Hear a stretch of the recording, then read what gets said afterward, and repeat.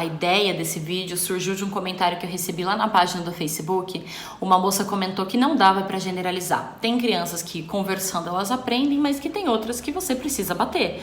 Porque ela conhece um monte de criança pequena, de 4, 5, 6 anos, que controlam os seus pais, porque os pais não têm pulso firme, porque os pais não batem na criança. E esse comentário me chamou muita atenção, porque na realidade esse é um assunto bastante interessante. Existem crianças que são mais desafiadoras do que outras. Existe um quesito de personalidade, cada criança é uma criança, num contexto diferente. Então, se você não consegue conversar com o seu filho, se você não consegue que o comportamento dele seja bom através da conversa, tem que partir para o bater, tem que partir para a agressão. E isso me chama a atenção porque é extremamente 880. Ou você bate na criança ou você conversa na criança. Não tem nada no meio do caminho. A gente não está enxergando nada no meio do caminho.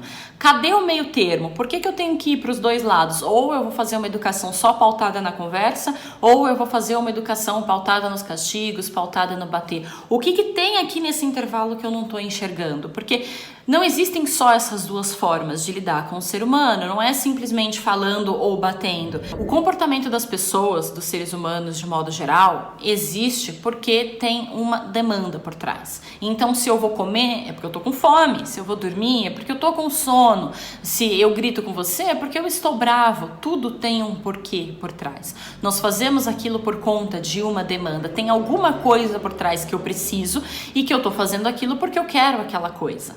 Então, as crianças não são diferentes, o comportamento da criança não é diferente. Então, quando você diz que você não consegue resolver o comportamento do seu filho à base da conversa, significa que a conversa não está atendendo a demanda do comportamento, não é aquilo que aquela criança precisa. Ah, mas é difícil saber o que a criança precisa. É difícil saber o que a criança precisa, é difícil saber o que a gente precisa. E é difícil saber o que a gente precisa porque nós não somos ensinados a nos questionar a respeito disso, a investigar o que é que nós precisamos, a investigar o que a gente está sentindo. Olha só, quando a gente bate na criança, a gente bate porque a gente ficou bravo com alguma coisa que ela fez. A criança quebra um copo. Eu brigo com a criança e bato nela. Eu estou batendo porque eu estou brava com aquele comportamento. A criança quebrou o copo, isso me irrita, isso me tira do sério, eu vou lá e bato na criança. Por que eu bato na criança? Porque eu não tenho controle dos meus próprios sentimentos. Eu fiquei irritada com a criança e a forma que eu lidei com a minha irritação foi agredindo fisicamente o corpo de outra pessoa. Bater numa criança é sim agressão. A criança tem 1/3 do teu tamanho, menos do que 1/3 da tua idade e não tem nem 1/3 da tua força. Então assim, ela é muito menor, ela é muito mais fraca, ela é muito mais frágil do que você. É extremamente fácil bater em um oponente que é mais frágil do que você. E a criança, obviamente, fica com medo. E você vai lá e desconta o seu estresse em cima dela. O bater tem esses dois lados. A primeira coisa é que a gente realmente consegue colocar medo na criança. E uma vez que ela esteja agindo pelo medo, a gente consegue conquistar algumas coisas que a gente queria. E o segundo lado do bater é que desestressa. Quando a gente bate numa criança, a gente coloca a nossa raiva pra fora. A gente joga pra fora aquele estresse que a gente estava vivendo. Desestressa realmente. Você termina de bater na criança, você tá mais calmo, porque você colocou pra fora, você canalizou aquilo que você estava sentindo. Do mesmo jeito a criança faz com o choro. Quando a criança está estressada, ela se joga no chão e chora. Porque o choro também é uma forma da criança de aliviar o estresse dela. Assim como você tem demanda pra aliviar o seu, a criança tem a demanda pra aliviar o dela. Você está aliviando o seu batendo na criança, a criança está aliviando o dela rolando no chão. Só que se você parar para pensar, o jeito que a criança está aliviando o estresse dela é menos nocivo do que o jeito que você alivia batendo na criança. Porque se ela tá rolando no chão, ela não tá machucando ninguém, ela tá só liberando emoções, mas se você tá batendo na criança, você tá machucando ela. Então, de um jeito acaba sendo muito mais nocivo do que outro. A gente sente as coisas que a gente fica feliz, a gente fica triste, a gente fica irritado, a gente fica chateado e é normal, faz parte da vida, todo mundo sente, inclusive as crianças. O segredo é como é que a gente lida com isso, o que você faz com as coisas que você sente e principalmente como que você ensina o seu filho a lidar com os sentimentos dele. Essa pergunta é extremamente difícil. Como é que eu vou ensinar a criança a lidar com os sentimentos dela? E é difícil porque ninguém ensinou a gente a lidar com os nossos. Então quando a gente fala, olha, você tem que ensinar o seu filho a lidar com a raiva dele, é extremamente complicado sim, porque ninguém ensinou você a lidar com a sua raiva. Isso não é culpa sua, eu não tô aqui te te julgando, dizendo que você é uma péssima mãe, que você é um péssimo pai. O que eu estou dizendo é que isso não é ensinado.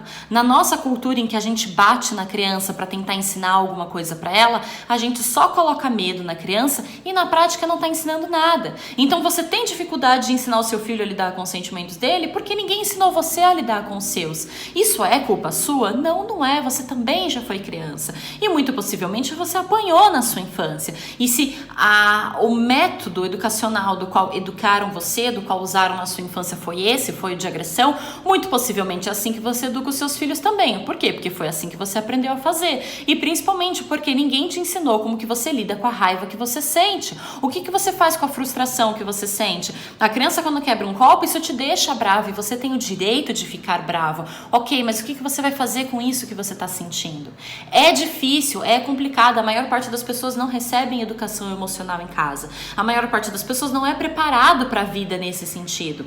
Eu, particularmente, não conheço ninguém que tenha recebido educação emocional na infância. Eu conheço pessoas que desenvolveram uma inteligência emocional muito boa ao longo da vida, que foram buscar por isso depois de adultos e foram se desenvolvendo, se dedicando para isso. Mas eu não conheço ninguém que traga isso de infância. Eu não conheço pessoalmente, tá? Nós sabemos de pessoas de sucesso que foram criadas por bons métodos, de uma boa forma, mas eu pessoalmente não conheço essas pessoas. Eu particularmente não convivo com elas. Eu tô falando aqui de pessoas que são famosas, que são ricas, que estão num patamar um pouco mais inacessível. Aliás, se a gente traçar uma linha de semelhança nisso, isso é bem interessante. Por que tantas pessoas que foram educadas, que frequentaram, por exemplo, escolas montessorianas, fizeram sucesso na vida adulta? Porque a gente está falando, por exemplo, do dono da Amazon. Ele foi uma criança que estudou numa escola montessoriana. Se eu não me engano, o criador do Facebook também foi uma criança que estudou em escola montessoriana. A Beyoncé também foi uma criança que estudou em escola montessoriana. Aliás, as habilidades de canto da Beyoncé foram percebidas quando ela ainda era muito nova, porque ela estudava numa escola montessoriana. Porque se ela estudasse numa escola normal e ela tentasse cantar no meio da sala de aula, o professor ia pedir para ela ficar em silêncio. Ela ia levar dezenas de advertências porque ela está se comportando mal, porque ela não quer fazer lição, ela quer cantar. Só que como ela estudava numa escola em que desenvolve as capacidades humanas, numa escola em que respeita a individualidade da criança, no lugar de podarem essa habilidade e essa paixão que ela tinha pelo canto, a escola incentivou. E hoje ela é quem ela é. Eu não estou dizendo que necessariamente o seu filho precisa estudar numa escola montessoriana para ter sucesso. Aliás, eu ainda vou fazer um vídeo específico sobre essa questão do Montessori, né? Quais são os benefícios do método montessoriano. O que eu quero dizer é que existe sim semelhança entre as pessoas que foram educadas com uma disciplina diferente e as conquistas que elas tiveram na vida adulta, porque essas pessoas aprenderam coisas diferentes, elas foram estimuladas para coisas diferentes. Então, se ninguém te ensina a ter controle dos seus sentimentos, se ninguém te ensina a lidar com as suas emoções na infância, você vai, obviamente, crescer um adulto que não sabe lidar com isso, e aí você é um adulto que, quando fica frustrado, não sabe o que faz com essa frustração. Quantas vezes na vida a gente não sente as coisas e não sabe o que faz com o que a gente está sentindo? A gente fica bravo e sai gritando, batendo porta, porque ninguém ensinou pra gente o que a gente faz com a nossa própria raiva.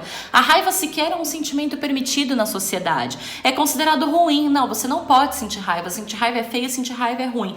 É ruim por quê? É feio por quê? É um sentimento normal, igual todos os outros. Sentir raiva é normal, igual sentir felicidade, igual sentir tristeza, igual sentir alegria, igual... É igual, é normal, é simplesmente normal. A gente tem essa mania de dizer que sentimentos bons, sentimentos ruins. Os sentimentos não são bons ou ruins, os sentimentos só são. O que é bom ou ruim é o que a gente faz com ele. Se eu estou com raiva e vou agredir alguém na rua, ok, a minha conduta é ruim, o sentimento em si é neutro. É a mesma questão da faca. A faca é ruim? Depende. Você vai usar a faca para matar uma pessoa ou para cortar um pedaço de queijo? Se você vai usar a faca para cortar um pedaço de queijo e se alimentar, a faca é boa. Mas se você vai usar a faca para matar uma pessoa, a faca é ruim. É a forma que você usa o instrumento que está dizendo se aquilo é bom ou ruim. A raiva em si, ela é uma energia. E a raiva, ela te move, ela faz com que você queira se mexer, com que você queira agir. Se você for agir de uma forma boa, a raiva é boa. Se quando você fica com raiva, você vai lá e faz algo bom com essa raiva, legal, você usou isso pro bem. Agora, se você pega a sua raiva e bate em alguém, aí você criança tá usando sua raiva pro mal. Então o problema não é o sentimento, é o jeito que a gente lida com eles. E a gente bate nas crianças porque a gente não sabe lidar com a frustração que as crianças nos causam. E as crianças gritam e rolam no chão porque elas também não sabem lidar com as frustrações que elas estão sentindo. Então, a gente precisa parar para pensar o porquê que nós estamos fazendo o que a gente está fazendo. Por que que a gente bate? O que é que a gente está ensinando quando a gente bate? Bater é agressão. Por que que você está violando o corpo de alguém que é tão mais novo que você, tão menor, tão mais indefeso que você?